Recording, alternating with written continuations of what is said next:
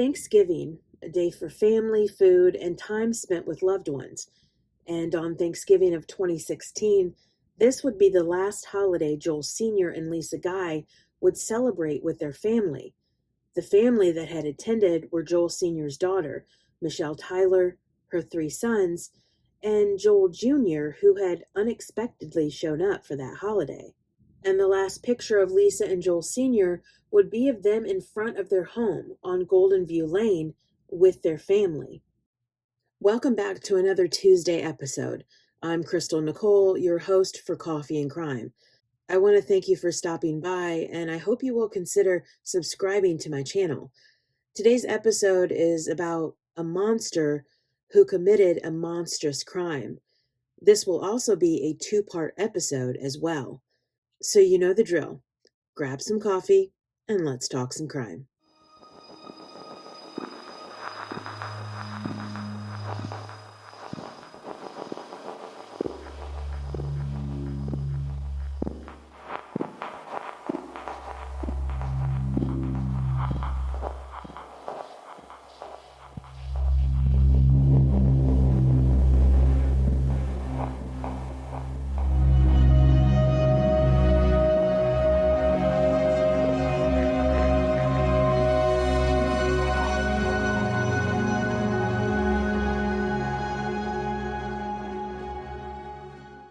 I want to warn you, this crime you are about to hear is very graphic.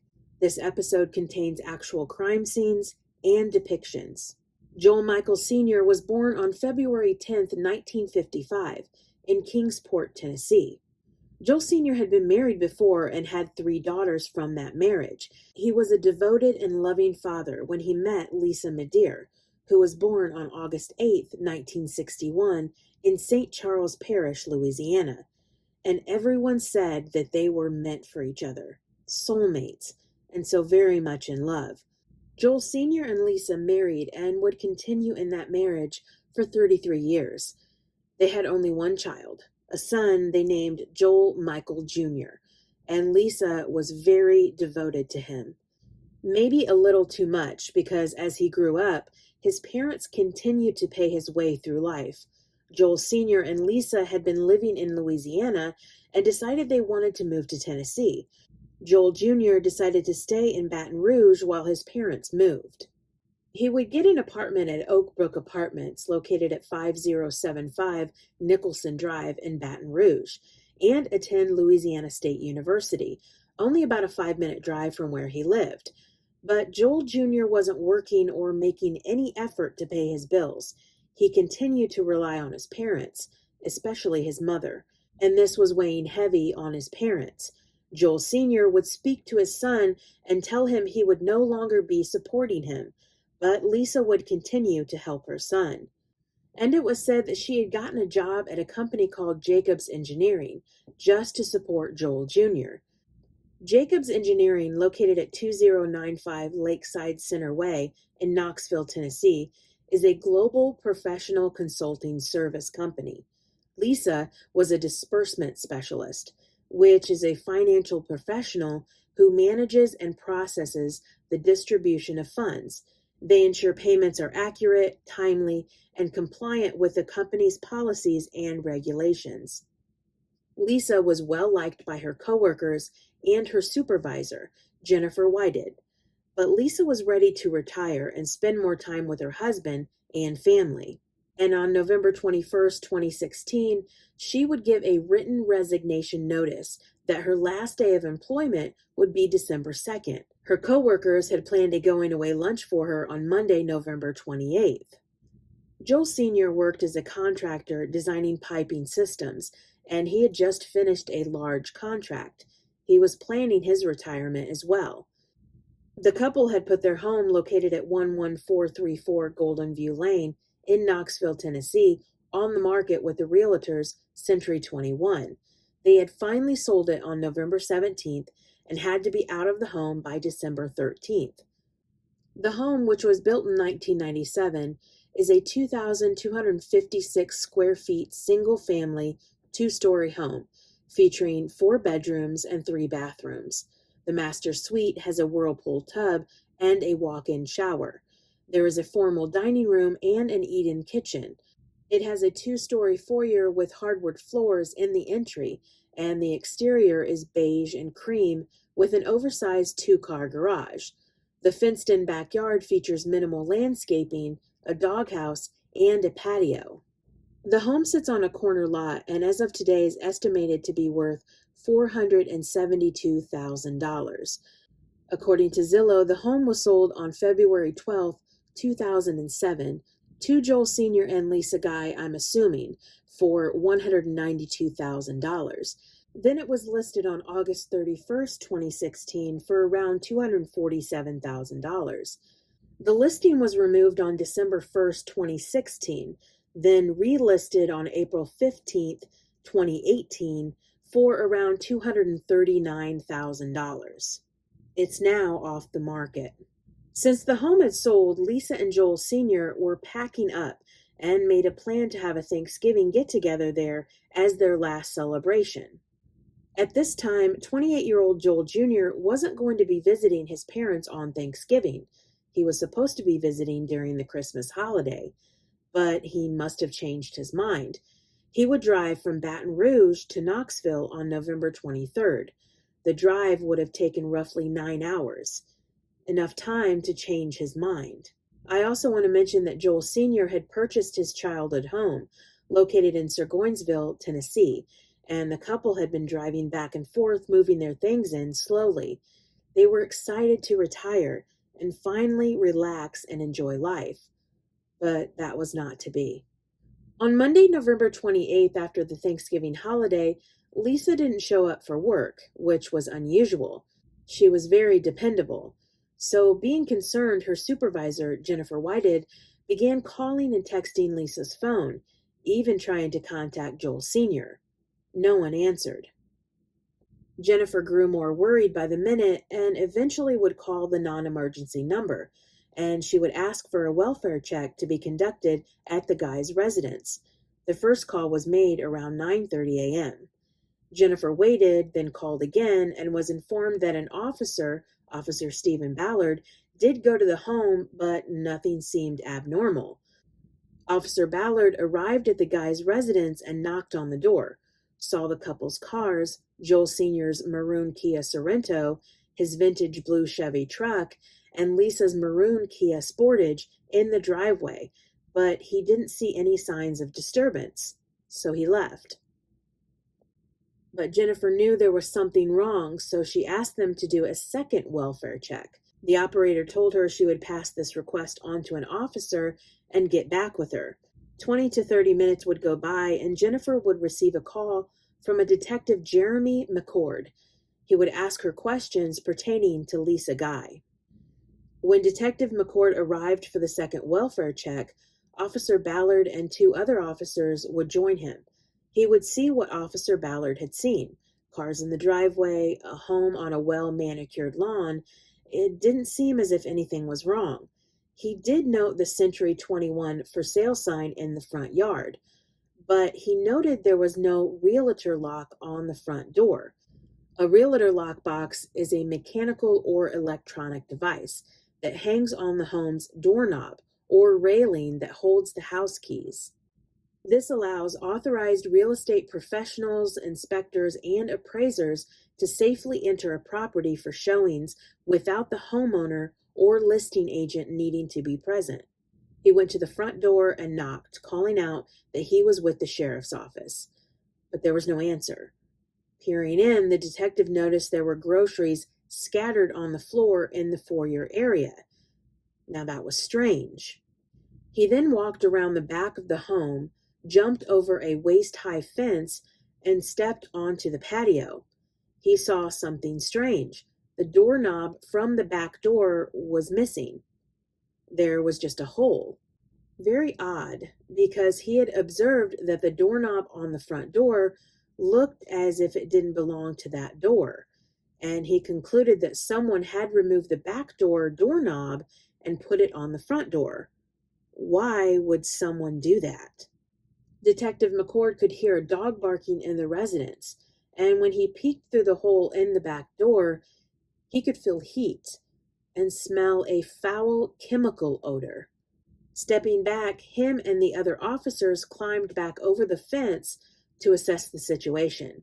The detective would contact the realtor to find out what was going on with the sale of the property and where the lockbox was. The realtor confirmed that the lockbox should have been on the front door and suggested that the officers look in one of the vehicles to try and locate a garage door opener to try and gain entry into the home. An officer did just that, and it was time to make entry into the home. This is what's called exigent circumstances in law enforcement. This means it allows law enforcement officers to conduct warrantless searches or enter private property. It applies when an emergency is so urgent that taking time to obtain a warrant would endanger lives, result in destruction of evidence, or allow a suspect to escape. Before acting under these circumstances, officers generally must meet specific criteria. One is probable cause. They must have reasonable, objective belief that a crime has occurred or is in process, and that specific evidence or a suspect will be found. Two is immediacy. The situation must demand immediate action. Waiting to secure a warrant would be impractical or unsafe. This is not an unusual thing in law enforcement, and officers all over the United States respond to numerous welfare checks every day. So Officer McCord, along with fellow law enforcement, enter the residence through the garage door. And immediately, as the garage door comes up, the officers know this is bad. A blast of heat hits them along with an odor they have never smelled before. Careful and slow, the officers begin to clear each room.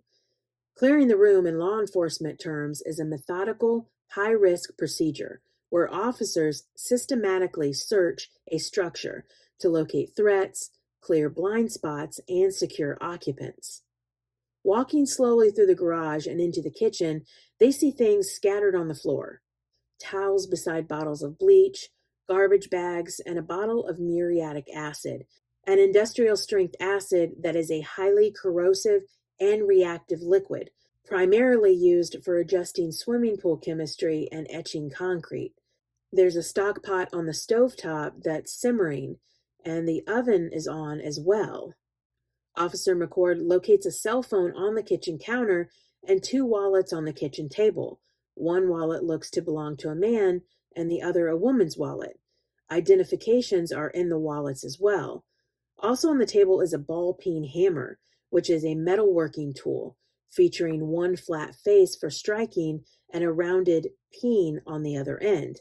Unlike claw hammers used in carpentry, it is designed for shaping hardened metals, riveting and driving punches. On the table is a vice grip. This is a versatile hand tool that clamps and locks onto objects, acting as a portable vise or an extra hand. They are essential for gripping stripped bolts, holding metal while welding, and clamping materials together. A lady's purse, a magazine, and cash are also on the table. Odd objects to be placed on a kitchen table. Making their way into the dining room, the officers find boxes of ammunition, a screwdriver, and a number of long-arm guns, which are firearms designed to be held with both hands and braced against your shoulder to fire. Then in the foyer, multiple Walmart plastic bags are strewn on the floor as if someone had been caught by surprise. These bags contain groceries including ice cream, bacon, and sausage, perishable items that needed to be put away as soon as you got home. Included in the groceries were 3 boxes of Michelob light beer. Officer McCord finds that the thermostat downstairs is set in the high 90s. This house was not warm. It was hot, and the odor caused several officers to have physical reactions to the smell. Officer McCord would later testify on the stand that he felt fear going through that home. It was scary. Making their way up the stairs, they see blood on the carpet and on the walls. And reaching the top of the stairs, they find a pile of bloody clothing sitting on top of a pool of blood, bloody scissors, and a bloody knife. There's also 3 empty 5-gallon tubs of the product Sewer Line Cleaner Number 2. This is a heavy-duty, caustic lye-based main line cleaner designed to dissolve grease, hair, and organic matter in main household sewer systems. And an empty bottle of Robic drain solution was sitting next to the clothing. This solution provides targeted drain and septic solutions, depending on your plumbing needs. Fear turned into horror as the officers continue walking through the upstairs. They look into a guest bedroom and find an open laptop computer on the unmade bed and multiple items laid out on the dresser, including a box of latex gloves and a stack of credit cards with Joel Sr.'s name on them, and a jug of food-grade hydrogen peroxide. This had blood on the handle. Drops of blood were also throughout this room, on the floor and on the unmade bed. There was a backpack in the corner of the room and a used latex glove on the floor. Next to the closet sat an opened carry-on suitcase with rumpled clothes and a yellow Post-it note that had an address to a Dan Bordeaux's Ace Hardware in Napoleonville, Louisiana. Also written on the note was, quote, 6.5-pound sewer line cleaner for $19.95. And 2 blue tote lids were also located in this guest bedroom, one propped up by the suitcase and one under the bed. The additional upstairs bathroom, or the guest bathroom, was a mess, a bloody mess. Blood on the door, the sink, the walls, and then another pile. This pile had bloody shorts, a t-shirt, and underwear. On the bathroom counter, used latex gloves were scattered. There was a couple of bottles of rubbing alcohol and hydrogen peroxide, a knife, medical tape, and other first aid supplies. And also on the counter was a Walmart bag that contained a receipt that was dated November the 26th at 3:35 p.m., along with the many products in that bathroom that was purchased on that day.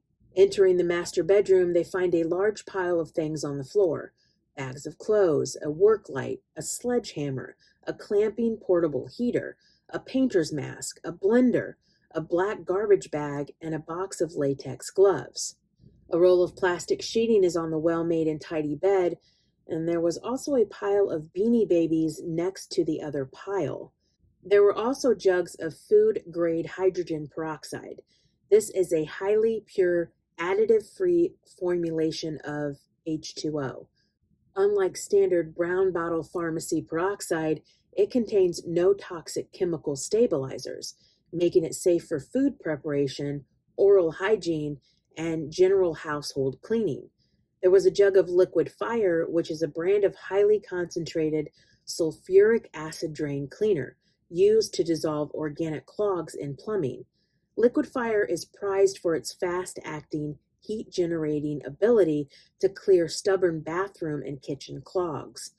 In the master bathroom, the floor was covered in the same plastic sheeting that was rolled up on the bed. A garden hose was connected to the shower head. Another portable heater was running full blast. A knife in the sink and one on the counter, and 2 large blue totes sitting in front of the whirlpool bathtub. In those blue totes were human remains and some kind of liquid. Detective McCord would tell the officers to back out of the rooms and determine it was time for the crime scene investigators. Officer Ballard is ordered to hold the perimeter outside. Holding the perimeter at a residence means officers are securing the immediate surrounding area, such as a street, a block, or a yard, to establish containment. This ensures the safety of bystanders and also specialized teams, such as a SWAT team, to prepare to make entry. Officers are typically assigned to stand at static posts around the perimeter to observe and prevent anyone from entering or leaving the designated zone. I want to interject here. Officer Ballard had a body camera that was recording that day, and this video was admitted into evidence at the trial.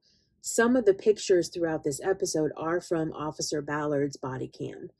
Watching these officers go through that home is so eerie. Around every corner could be danger and horror. He describes one incident as he makes his way upstairs. when he looked down the hallway and found severed hands in the back bedroom. Officer Ballard makes the gestures of how the hands were positioned. I've said this many times. The things these officers see. I'm so thankful for law enforcement. Additional officers took steps to interview people, performing a neighborhood canvass.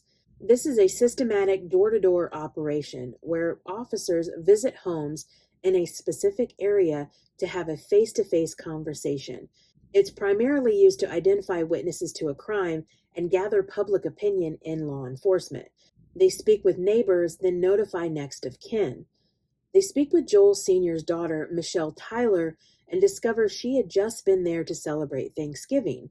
Michelle would list the people who were at the guy's residence, including her stepbrother, Joel Michael Guy Jr. We covered that in the guest bathroom, there was a receipt from Walmart dated November 26th, so Detective McCord makes his way to the Walmart located at 10900 Parkside Drive, which was only 8 minutes away from the guy's residence. He gets in contact with a worker who provides the surveillance video from the day of November 26th. So who made that Walmart purchase? The figure on that camera was none other than Joel Sr. and Lisa's only son, Joel Michael Guy Jr., and the detective identifies Joel Jr.'s bandaged hands. A be on the lookout is issued by the sheriff's office for Joel Jr. and his black Hyundai Sonata. Also, an arrest warrant had been made for his apprehension. His vehicle is spotted multiple times heading back to his home in Baton Rouge, Louisiana. And on November 29th, a store called Academy Sports contacted the Knox County Sheriff's Office concerning the Bolo alert. Joel Jr. had attempted to purchase a firearm. So with the assistance of the Louisiana State Police, the FBI, and East Baton Rouge Sheriff's Office, Joel Jr. is arrested on November 29th outside of his apartment complex. After his arrest, he's transported to the police station where a crime scene technician photographs him. Lieutenant Henning noticed bruising and an abrasion or burn-type injury on Joel Jr.'s upper right arm, scratches on the back of his right elbow, scratches and bruising on his upper legs, bruising and red marks to his back, injuries to his right and left thumbs, a slice to the inside of his left thumb and on his right hand, and scratches to both hands, a wrist, and both palms. Joel Jr.'s 2006 blue Hyundai Sonata was impounded and searched. In the floorboard of the passenger seat, the lieutenant found Ziploc bags containing various loose pills. In the trunk, he found a large red gasoline can, a meat grinder, a kitchen appliance, a large metal bowl, and a mixer. A second gasoline can was found under the floor of the trunk with the spare tire. Also in the car, he found a McDonald's receipt from Trenton, Georgia, a receipt from a Knoxville Walmart dated November 24, 2016, and a Capital One ATM receipt from a location in Baton Rouge, Louisiana, dated November 29, 2016 at 11:48 a.m. After obtaining a search warrant for Joel Jr.'s apartment, Lieutenant Henning had a SWAT team clear his residence to ensure no one else was there. When he went inside, he searched the apartment and noted it to be very dirty and very unkept. In the kitchen were large bottles of peroxide, a bottle of liquid fire in the trash can, and packaging for a large knife. A 12-gauge shotgun and ammunition for a handgun was found in the primary bedroom, and in a dresser, letters addressed to Lisa Guy were inside Ziploc bags. A computer monitor in the bedroom showed recent searches for a helium hood, which can be used in self-asphyxiation. Receipts were found as well belonging to a Lowe's Home Improvement, a Home Depot, Academy Sports, and a Dan Boudreaux's Ace Hardware in Louisiana. On December 1st, FBI agent Gary Coleman would visit a Dan Boudreaux's Ace Hardware located at 4767 LA-1 in Napoleonville, Louisiana, about 35 miles outside of Baton Rouge. He obtained video surveillance from November 7th, and the video showed a man in a white t-shirt and gray shorts purchasing, quote, a jug of something.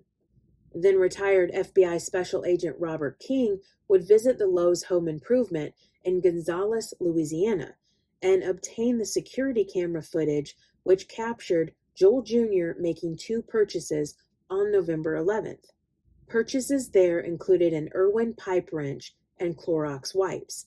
He then obtained security cameras from a Home Depot in Baton Rouge, which showed Joel Jr. making two different transactions on November 18th. One for the purchase of a 1.5-gallon sprayer and a 32-ounce bottle. The other transaction was for two 12-inch brown extension cords and a digital timer. Agent King then obtained video footage from an Academy sports store. On November 18th, Joel Jr. visited the store and looked at firearms and ammunition, and would stay in the knife section for the majority of the time. On that day, he would purchase one knife. Then, on November 19th, he returned to the store with a bag and the knife he had purchased previously. He walked down the same aisle he had been in the previous day, picked up a different knife, and made an exchange. This time, the knife was a United Cutlery USMC knife. This is a K-Bar 1217 combat utility knife featuring a USMC stamp on the guard. The knife is equipped with a distinct stacked leather handle and a black-coated blade. Agent King would also obtain footage from a Walmart in Baton Rouge that showed Joel Jr. purchasing two blue totes on November 21st. All this adds up to premeditation. Joel Michael Jr. would be charged with 2 counts of first-degree murder, 3 counts of felony murder, and 2 counts of abuse of a corpse.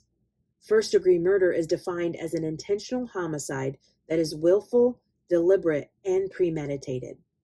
Felony murder is a legal doctrine allowing individuals to be charged with first-degree or second-degree murder if a death occurs during the commission of an inherently dangerous felony, even if they did not intend to kill anyone, were not the actual killer, or did not foresee the death. And abuse of a corpse is a criminal offense involving the mishandling or mistreatment of a deceased human body. We begin with something interesting before the trial started. Joel Jr. would file a handwritten motion giving Judge Stephen Sword the permission to impose the death penalty if he's convicted of murder. But since the state was not imposing the death penalty, he, as a judge, could not impose it. Joel Jr. didn't want life in prison. He wanted to be sentenced to death. But that wasn't up to him. On September 28, 2020, Joel Jr. heads into trial with his public defenders, attorneys Jonathan Harwell and John Halstead. The prosecuting team is Assistant District Attorney Generals Leslie Nasios and Hector Sanchez, and the presiding judge is Judge Stephen Sword. It's important to mention that during this time in 2020, the COVID-19 pandemic was still going on, so the courtroom was made safe with the necessary precautions, such as masks, clear partitions for the judge and witnesses, and continuous disinfecting of the witness stand. Joel Jr. would wear a clear face mask shield so that his face could be seen throughout the trial. The trial of the state of Tennessee versus Joel Michael Guy Jr. took place in Knox County Criminal Court in Knoxville, Tennessee. Oh, did I forget to mention that Joel Jr. pled not guilty? That's a laugh. This was a jury trial with 12 people responsible in determining Joel Jr.'s guilt or innocence. The opening statements start with Attorney General Leslie Nasios outlining the day of November 26, 2016, and we will get into the events of that day in a little bit. She states that all of the evidence presented in this case points to the defendant killing his parents. Attorney John Halstead opens with thanking the jury for being there and states that the American justice system is one of the best in the world. He continues on about this great country of ours and then thanks the jury again and leaves the podium. Wait, what? That's it? No, ladies and gentlemen, we will prove our client's innocence. I know in this case that would be impossible, but at least act like you have some kind of proof. Why is it that the prosecuting attorneys I have seen have all of their crap together? They speak well and offer up their evidence, but the defense attorneys are long-winded, disorganized, and seem to already know they will lose. I'm going to break down this trial into sections because while I was watching it on the YouTube channel Law and Crime, it was kind of confusing at times. So I want to start with the actual crimes that occurred on November 26th, 2016. And again, I want to warn you, this is a very graphic crime. Please be advised. On November 26th, 2016, 61-year-old Joel Sr. is in his home located at 11434 Golden View Lane in Knoxville, Tennessee.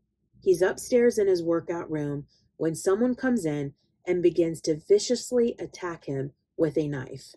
During the attack, a Bowflex machine is knocked over, and Joel Sr. is fighting for his life, but he's no match for this attacker and their rage.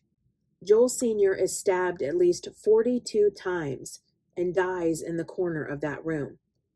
After he is murdered, the killer disrobes him, taking off his clothes, which include his shoes, socks, pants, underwear, shirt, sweater, and his hat. The clothes are then discarded, leaving them in a pile. The killer would leave Joel Sr.'s blood-soaked pack of Marlboro cigarettes on top of the pile of clothes. 2 knives were also left near the clothes as well. Joel Sr. would be moved from the exercise room, but his hands would stay. 55-year-old Lisa Guy arrived home from a trip to the local PetSmart and Walmart. The Walmart, located at 10900 Parkside Drive, was only an 8-minute drive from the guy's residence. She would come into the home with the groceries, set them down, and for reasons unknown would abandon them to go up the stairs. Later on the stand, one of her stepdaughters testified that Lisa would not come through the front door. She would usually go through the garage and into the kitchen. But that day she broke from her routine and used the front door. Why? Did she hear her beloved dog Jake barking upstairs? Did she hear Joel Sr. struggling?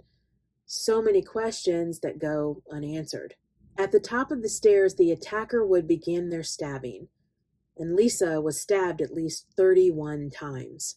She would try to get to safety or to the safety of her husband, but it was evident that she would die at the top of the stairs.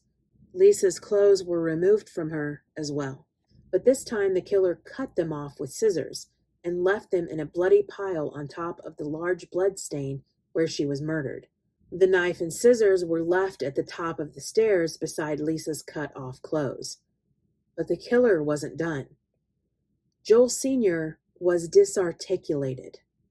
Disarticulation is the separation or amputation of a body part directly through the joint, rather than cutting through the bone. This can happen as a result of severe injury, such as a joint being torn completely apart. I have never heard of this and have only heard of dismemberment, which is the action of cutting off a person's limbs. I don't know which one is more disturbing. The killer would disarticulate Joel Sr.'s arms from the shoulder joint. Both of his legs were removed at the hip, and his right foot was removed at the ankle. His hands were removed at the wrist and left in the exercise room. Lisa had both of her arms removed at the shoulder joint. Both of her legs were disarticulated below the knee. Her right hand was severed from her arm, and the killer would cut off her head. This was done by breaking the part of the neck called the atlas, which is the topmost bone in your spine, located directly at the base of the skull. And this was done with blunt force trauma that was applied to her neck. And after the disarticulation was complete, the killer placed the limbs in 2 blue 45-gallon Sterilite totes with wheels in the master bathroom. In one tote were the remains of Joel Sr., and in another, the remains of Lisa. Not only were the severed limbs in these totes, but the killer poured a corrosive substance over them to make them liquefy. The killer then took Lisa's head, carried it downstairs into the kitchen. They grabbed a stock pot, which is a large, deep pot with tall, straight sides, and 2 sturdy looped handles. This pot is designed to hold high volumes of liquid. It's used for simmering stocks, broths, and stews, as well as boiling pasta, blanching vegetables, or cooking for a large number of people. It's a large capacity pot that typically ranges from 6 to 12 quarts for home use to accommodate large batches or ingredients and liquids. The killer then placed Lisa's head in the stock pot, filled it with liquid, carried it over to the stove, covered it with the lid, then turned the stovetop to the highest setting and walked away. If you've heard of this crime at all, you will know that, of course, all of the evidence pointed to Joel Michael Guy Jr. Every piece of evidence. But you see, Joel Jr. wanted this trial. I believe he enjoyed reliving what he had done to his parents, and I believe he was entertained by this trial. Yes, sometimes he looked bored, but all in all, he loved every minute because the attention was focused on him once again. So let's talk a little bit about Joel Jr. Joel Michael Guy Jr. was born on March 13th, 1988, and grew up in Luling, Louisiana. He was an intelligent and competent child and graduated from the Louisiana School for Math, Science, and the Arts in 2006. This is a preeminent state-supported residential high school with competitive admissions for high-achieving, highly motivated students. While in this school, Joel Jr. would return to his parents' home during the summer break. I want to note that he lived a privileged and sheltered life, with his mother doting on him and frequently buying him whatever he asked for. This can be seen as spoiling him and teaching him that whatever he wants, he gets. After graduating in 2006, Joel Jr. enrolled in George Washington University in Washington, D.C., and transferred to Louisiana State University after a single semester. His parents would move to Greenville, South Carolina in 2006, then to Knoxville, Tennessee in 2007, purchasing the home on Golden View Lane. Joel Jr. would visit his parents in Knoxville a few times a year, including Thanksgiving, his birthday, his mother's birthday, Mother's Day, and a few other holidays. And before that last Thanksgiving, he had visited them in March. In 2007, Joel Jr. would move into apartment number A202 at the Oak Brook Apartments, located at 5075 Nicholson Drive in Baton Rouge, Louisiana. Joel Jr. wasn't very involved with his family, not only because he lived in Baton Rouge and the rest of the family were scattered throughout Tennessee, but he just didn't seem to fit in. During family functions, he was always in his room, not wanting to be involved with what they were doing. He was just a loner, distant, quiet, and just off. I said this in a past video, and I will keep saying it. Be careful of those people who are quiet and isolate themselves. They're hiding something. First breakdown of the trial after the opening statements will go into the law enforcement that were there that day in November. Detective McCord, who would be the lead detective on the case, took the stand to testify what he had witnessed that day when he performed the second welfare check and gained entry into the victim's residence. He described his entry into the master bathroom and finding the 2 blue totes. And even then, he had a physical reaction on the stand. It was more of him trying to hold back his emotions and those images of that day. Officer Stephen Ballard, the one who conducted the first welfare check at the guy's residence, takes the stand to testify on what he experienced and saw that day as well. He was the first one to see Joel Sr.'s severed hands in the exercise room. So let's go into the forensic side of the trial. This was the longest part of the trial because the whole house was part of the crime scene. Again, I am warning you on the graphic testimonies, the descriptions of the crimes, and the photos. Please be advised. First, we'll go to Officer Sandy Campbell. She works in the forensics unit, and she took the stand twice to testify about the events on November 28th and after.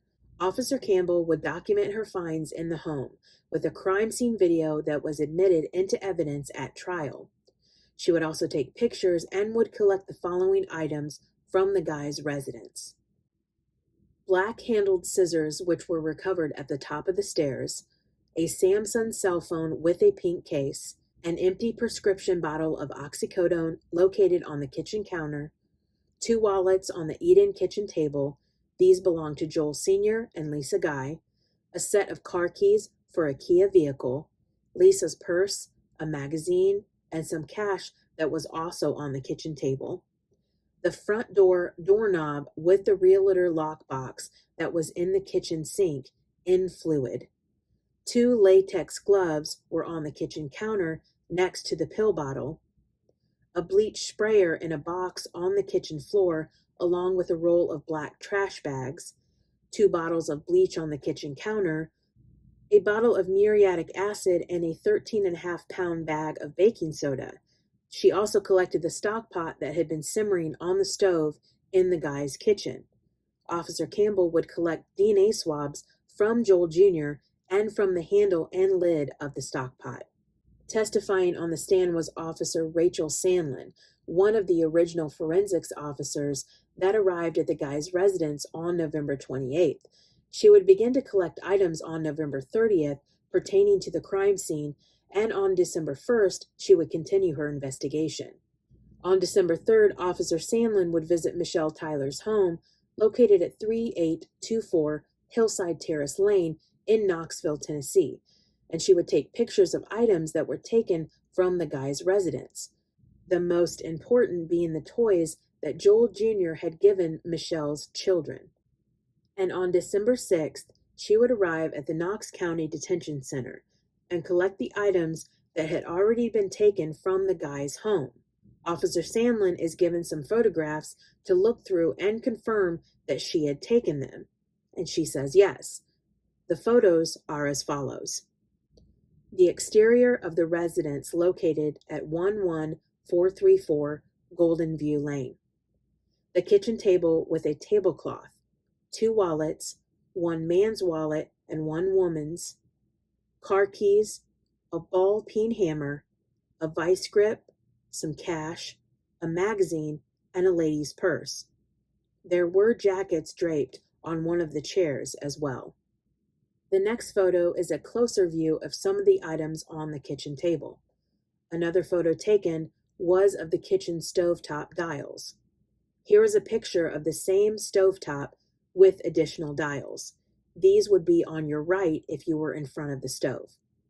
You can see that the dial on the far right is turned to the highest temperature.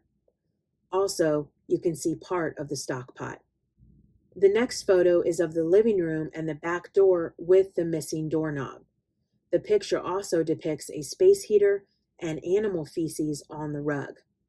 This is a photo of the downstairs thermostat, which was set to 90 degrees. This is the upstairs thermostat, which was set at 94 degrees. Next is an open laptop with a charging cord and a white external hard drive. This had a small amount of blood on it, sitting on an unmade bed in a guest bedroom upstairs. This is where Joel Jr. had been staying.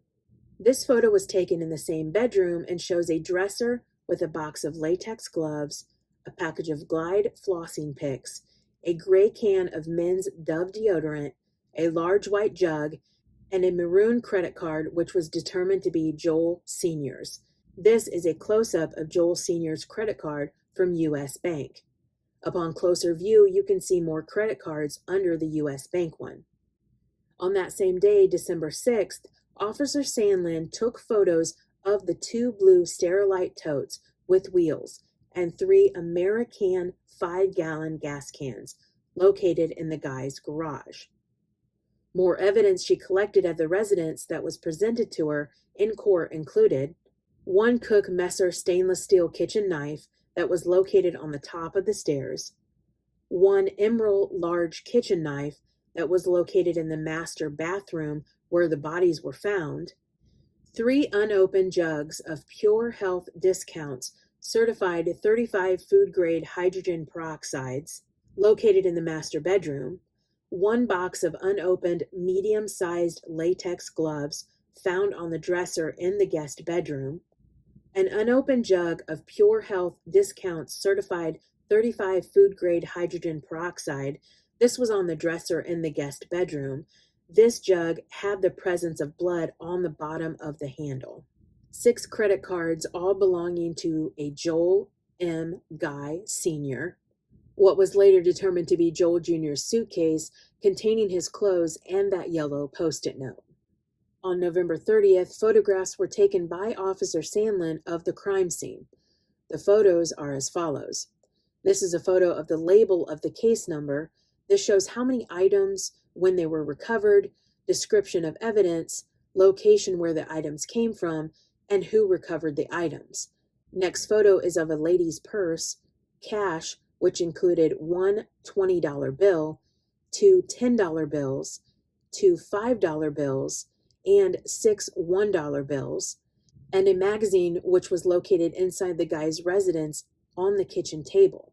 Next photo is opening the purse and looking inside. This is a wallet removed from the purse with mail from Covenant Medical Group. This is from the same purse, and it is a paper with heritage title and closing services. Also written on it is grocery items: beer, bacon, sausage, Ben & Jerry's pistachio, dog, probably dog food, snacks, Gain, OxyClean, and stain remover. Next is a Walmart receipt dated November 26, 2016 at 12:18 in the afternoon. The total came to $286.93. This is a photo of another evidence bag which details where the items in it were located in the home, which was in the upstairs hallway bathroom. And this bag is labeled biohazard. This is the contents of the evidence bag, which included one Walmart plastic bag, a red skin potato salad container with the potato salad intact from the Walmart deli, one sock, some cash, a receipt, and ointment.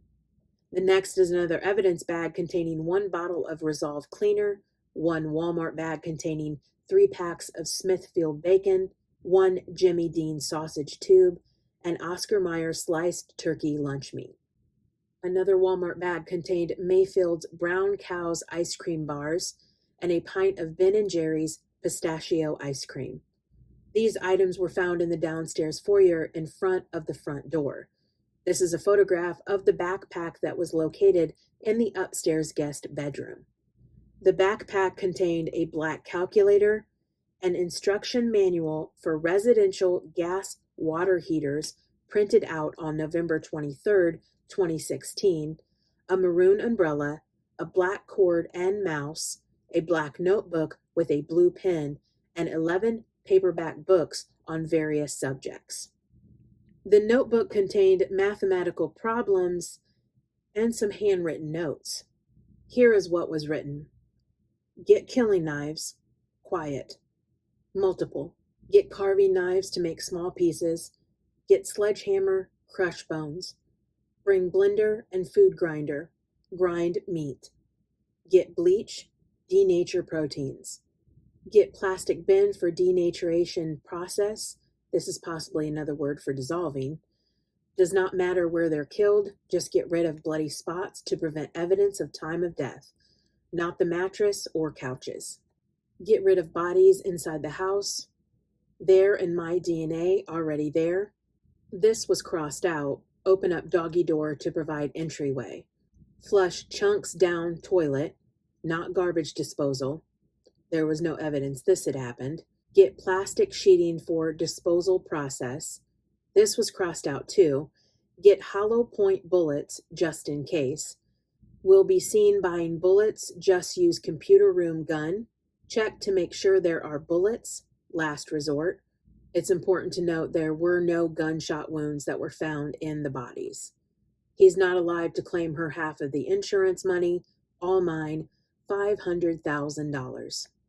Another thing to know is Lisa did have life insurance through her work, and Joel Jr. was one of the beneficiaries. Flood the house, covers up forensic evidence, and no evidence he did this or even tried to do it. Turn heater up as high as it goes, speeds decomposition. Bleach reacts to luminol, just like blood. Douse area with bleach. Big sprayer. There had been a sprayer in a box, but no evidence showed he had used this. Lie. Trash compactor, ? Body gives time of death. Alibi. Don't have to get rid of body if there's no forensic evidence on the body. His fingerprints and DNA. The next photo is an additional page of the notes. Minimize the things I touch throughout visit. Wear gloves and socks to prevent fingerprints and footprints. Drop something down the garbage disposal to break it. Get him on the ground fixing it. Kill him with the knife. Clean up mess from him before she gets home. Kill her with knife. This is crossed out as well. Kill dog after. And then above it is written, leave dog alive. Then fingerprints. Then take dog with you. Place her in shower, and with dog is crossed out. Turn on hot water. Point at her to get off forensics. Remove her clothes and take them with me for disposal. Place him in plastic bin and use it to get him into the upstairs bathroom. Cut off his arm and plant his flesh under her fingernails. Place her hand with his DNA so that his DNA is not washed away by shower. Use sodium hydroxide to destroy his soft tissue and soften bones for transport. Baste once every hour to accelerate. Flush sodium hydroxide down the toilet. Wash out bin with handheld shower head and then direct handheld into toilet to flush everything out of the pipes and into the public waterway. Douse killing rooms, kitchen, ? With bleach. Place hair curler with flammable paper and flammable containers of gasoline in 4 locations. His killing room, her killing room, his bathroom, her bathroom. Wipe down areas near killing rooms and bathrooms. Turn heaters up to 90 degrees to melt fingerprints and dry everything. Set her phone to send me a text message late Sunday to prove that I was in bedroom and she was alive. Leave through front door and wipe down doorknobs. Timer for flammables set for Friday at 10 a.m. Sunlight masks fire, not smoke. Everyone at work so they can't report it. And yet more pages of his writings that read, ultraviolet light shows fingerprints. Check mail before leaving. To get rid of blood, use peroxide. Then there's an arrow, hemoglobin, and bleach. And then another arrow, DNA. Destruction of bodies. Composition of body. 20% fat, 20% protein, 55% water, and 5% other components. Another page was titled Assets. Her assets, her life insurance $500,000, possibly more, with double indemnity.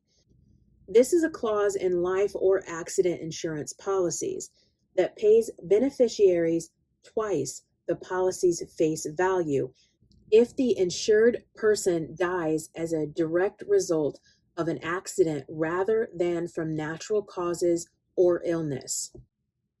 Then he writes, with him missing/dead, I get the whole thing. All her other assets are joint. Go to him if missing, period. Unknown if he is dead. His assets includes all joint property if missing. When he gets all joint property, also gets joint debt. Knoxville house, homeowners insurance, possible but probably. Worthless after fire, owe $100,000. Surgoinsville house, appraised at $400,000, worthless with Renee on property. His car, his SUV, not paid for. His boat, his old truck, paid for. His 401k, $80,000, possibly less after taxes. He could possibly have savings and or investment accounts. Officer Sandlin then made her way to Cedar Bluff Towing, located at 623 Simmons Road in Knoxville, on December 1st, to photograph Lisa Guy's red Kia Sportage. The officer walks around the vehicle to photograph the exterior, then proceeds to take photos of the inside, taking notes on items in the vehicle, what condition it's in, and to collect evidence. She discovers 2 plastic bags from PetSmart and a gray jacket in the back seat behind the driver's seat. The bags contain 2 receipts from PetSmart located at 11134 Parkside Drive in Knoxville. One receipt totaling $31.13 for cans of wet dog food, and the second receipt for a donation Lisa had made totaling $5.46. The receipts were dated November 26, 2016 at 11:23 and 11:26 a.m. Officer Edward Watson was the digital forensic examiner for this case. He worked at the Knox County Sheriff's Office and took the stand to testify his findings. A digital forensic examiner is a cybersecurity professional who investigates cyber crimes and recovers data from digital devices. He examined the Microsoft Service Pro laptop found on the bed in the guest bedroom. Upon this examination, Officer Watson discovered that the laptop belonged to Joel Jr. However, the officer at the time of this trial could not get into Joel Jr.'s computer due to it being locked. The things he probably would have found. He also recovered a Dell desktop computer at the residence in the downstairs den. This small room off from the living room was covered in family photos that were framed and hung on the wall. This was probably one of the saddest rooms because it was filled with pictures of people that this couple loved so deeply. On this Dell computer were Google searches for sodium percarbonate on November 27, 2016 at 8:05 a.m. This is the active ingredient in OxyClean. I just thought of this. OxyClean was found in the groceries that Lisa brought home, and it was found on the note that she had written for a grocery list. Did Joel Jr. ask her to get OxyClean? And on the same date at 10:49 a.m., a Capital One website was found with a deposit transfer confirmation, validation, and summary search. 2 cell phones were also recovered owned by the victims, a Samsung Galaxy S5 and a black case, and a Samsung with a pink case. Officer Watson performed analysis on each phone. On the Samsung with the pink case, Lisa's phone, there were a few text messages between Lisa and Joel Jr. that read, "Text me when you leave tomorrow. Be careful. Love you." Then he responded, "Will do." This was done on November 22nd at 7:56 p.m. Then on November 23rd at 11:45 a.m. from Joel Jr. reading, "Just left." And at 12:25 p.m., "Kay, be careful."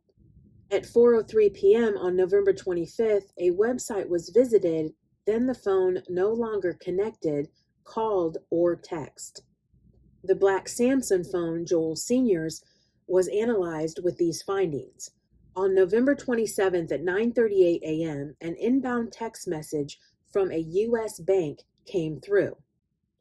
It read, "Card not present alert. Your card," the number of the credit card, "was charged $1,025 at Bursar Operations. To opt out, text stop." Then at 9:40 a.m., the same alert message came through with $1,589.78 charged to Bursar Operations. Then another alert message at 9:41 a.m. with the amount of $2,051.03 charged to Bursar Operations. Who was Bursar Operations? This is a student billing office located at LSU. They specialize in assisting students in understanding the fees that appear on their account and guide them through their payment options. This is the college where Joel Jr. was attending. It was also revealed that Lisa's SunTrust account was charged on November 27, 2016, in the amount of $3,090 to a Submeter One LLC. Submeter One LLC is a water and power company located in Baton Rouge, Louisiana. So now we get into the medical examiner's testimony. Dr. Amy Hawes testified about arriving at the scene of the crime with a medical death investigator. The overall goal for a medical examiner is to document the relationship of the body or body parts at the scene in relation to the overall scene. Medical death investigators are the eyes and ears of the pathologist and the medical examiner. This means they document both with photography and in written form the remains of the scene with any other evidence that might be there. Most times these investigators go on their own, but because of the nature of this crime, it was determined that both the medical examiner and the medical death investigator go together. The presence of a pathologist was requested as well. A pathologist is a medical doctor who diagnoses diseases and medical conditions by examining tissue samples, cells, and body fluids. The job of the medical examiner is not just doing the autopsy. You have to take other information into account when you're determining the manner of death. So Dr. Haas documented the remains of the scene and their relationship to any other evidence that might be at the scene. She gave her opinion on the overall scene and stated that this was a very unusual and complicated crime scene. She described the heat in the home and the odor of chemicals with a slight odor of decomposition. She testified about how difficult the transporting of the human remains were. Normally, human remains are intact, but in this case, the remains were throughout the home, and the remains in the large blue totes had a type of chemical fluid with them. Dr. Haas and her team had to take a large blue biohazard container, attach a hose to it, and place the hose in each of the blue totes with the human remains in liquid. Then, painstakingly, they would have to drain the liquid out of the blue totes into this container. Then the remains would be taken out of the home safely and go to the medical examiners for autopsies. Dr. Haas stated she was in the guy's residence for several hours. On November the 29th, the first autopsy performed by Dr. Haas was on Lisa Guy. Her findings were as follows. Her head was completely severed from her body and in a stock pot with liquid that was located in the kitchen. The skin on her scalp was intact and the liquid in the pot did not have a chemical odor. It seemed to be some kind of undetermined liquid. Her head had a thermal artifact, not a chemical artifact. Her hair was still intact on her head.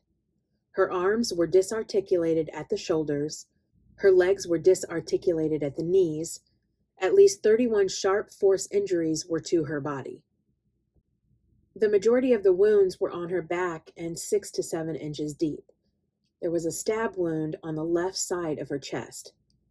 Injuries were to the right side of her heart, the aorta in her abdomen, both lungs, the left kidney, the liver, and her third thoracic vertebrae, which is 12 bones of the middle spine located between the neck and the lower back.